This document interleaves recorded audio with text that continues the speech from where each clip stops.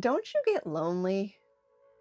That's the question I hear more than almost anything else when people find out I live in this RV by myself, travel by myself most of the time. And if I'm honest, sometimes I do.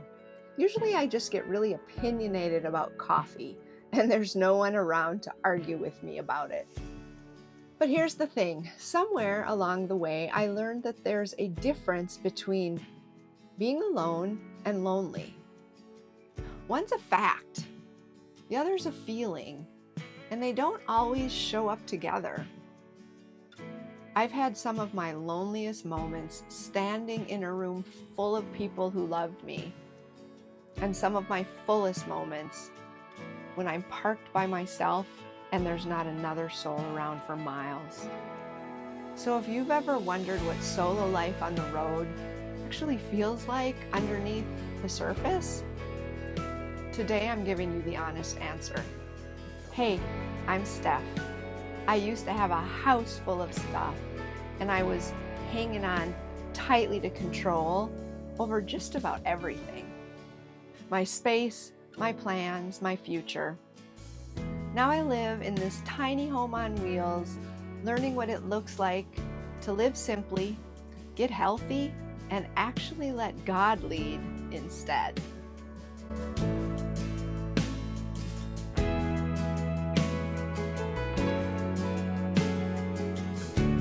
Today, I want to get honest about something people ask me all the time, but I don't always answer for real.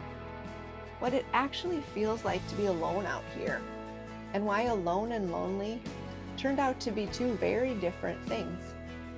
Alone simply means no one else is in the room. Lonely is the story I tell myself about what that actually means. For a long time, I assumed they were the same thing.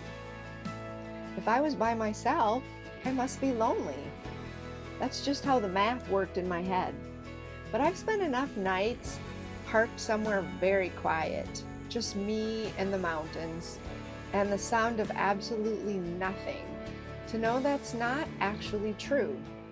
Some of my fullest moments have happened in complete solitude. And some of my loneliest moments have happened standing in a crowded room, surrounded by people. That distinction changed everything for me, because if alone and lonely were the same thing, then the only fix was to add more people to the room.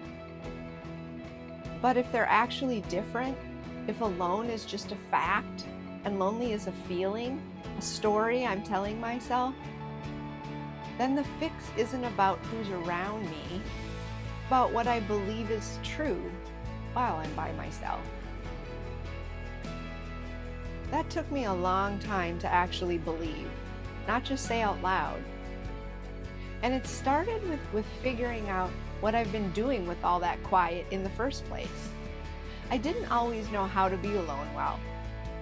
For years, I filled silence with noise, a podcast, a phone call, a deep dive into something on my phone I'd forget by morning, anything really to avoid sitting in my own thoughts for too long.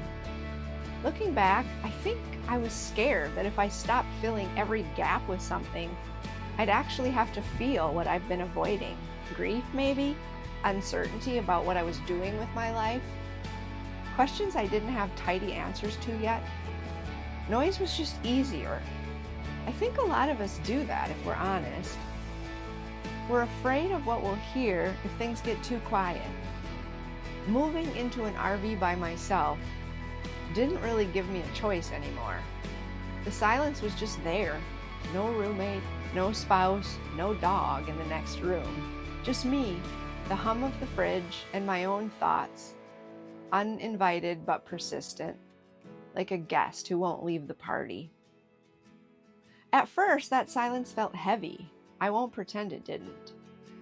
There were nights it felt less like peace and more like something I was enduring. But eventually, and I couldn't tell you the exact day it happened, it started to feel like a gift instead. Like something I'd actually miss if it went away. Here's the plot twist I didn't see coming. Some of my clearest moments with God haven't happened in a church service. They've happened in the quiet, driving down some empty highway, sitting outside the van at dusk, or lying awake at 2 a.m. with nothing but my own thoughts and His presence. I used to think closeness with God required the right setting. A sanctuary, a worship song, other people around me lifting their hands. Turns out some of the realest conversations I've had with Him happened with dead phone service and nothing but a steering wheel in my hands. Solitude has a way of stripping away distraction. And when the distraction goes, what's left is just you and God. No small talks required. I don't think that's an accident either. Jesus Himself withdrew to lonely places to pray. Not because He needed to escape people, but because He needed that uninterrupted space with the Father. And if the actual Son of God needed to unplug and go sit somewhere quiet, I'm going to go ahead and assume that I need that too. So now when the silence shows up, I try to treat it less like something to fill and more like an invitation. Loneliness isn't actually solved by adding more people to the room. It's solved by connection, by purpose, and by knowing you're not forgotten, even when nobody's physically near you. For me, that comes from my relationship with Jesus first, and then from the people He's placed in my life, even when those people are 8 states away and I only get to hear their voices through a phone screen. I used to think if I just filled my schedule enough, planned enough coffee dates, said yes to enough invitations, the ache would go away on its own.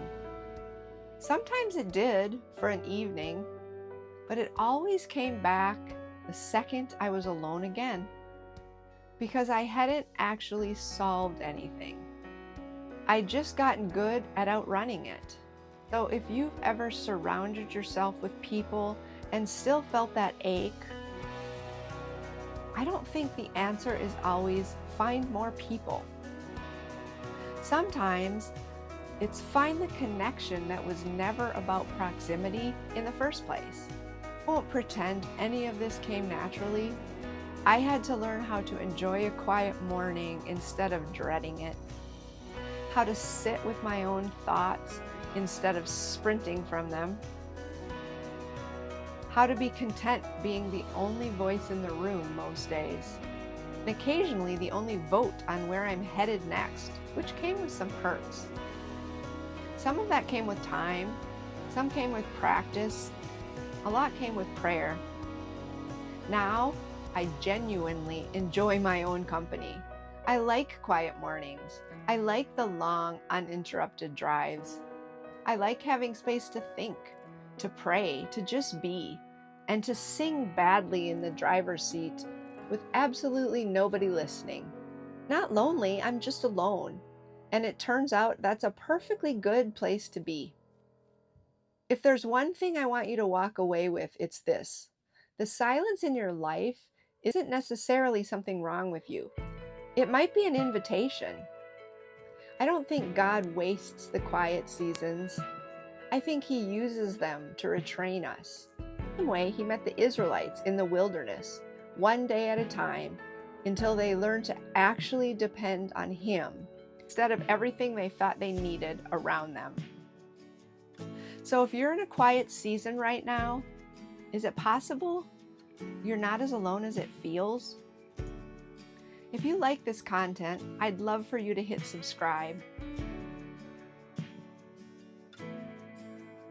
And if you've ever wrestled with the difference between alone and lonely yourself, leave it in the comments. I'd love to hear about it.